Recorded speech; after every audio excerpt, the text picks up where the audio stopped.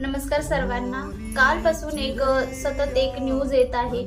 अक्षरशः 3 वर्षाची एक मुलगी, छोटी मुलगी आहे हो, 3 वर्षाच्या लेकराला काय कळतं। मालेगाव मधली मुलगी आणि तिच्यावर एका नराधमाने अत्याचार केला आणि एवढ्यावरतीच त्या नराधमाचं मन भरलं नाही तर तिचं अक्षरशः दगडाने ठेचून तिचा चेहरा त्याने ठेचला आणि अक्षरशः त्याच्यामध्ये तिचा मृत्यू झाला। कुठे चालली आहे आपली मानसिकता? आपण महाराष्ट्रात राहतो, शिवाजी महाराजांच्या राज्यात आपण राहतो आणि आपल्या महाराष्ट्रामध्ये असं काही घडते।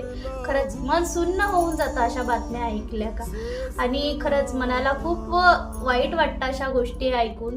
आणि व्हिडिओ जास्तीत जास्त शेअर करा जेणेकरून त्या नराधमाला शिक्षा झालीच पाहिजे। जेव्हा त्याला शिक्षा होईल ना तेव्हाच त्या मुलीला न्याय मिळेल।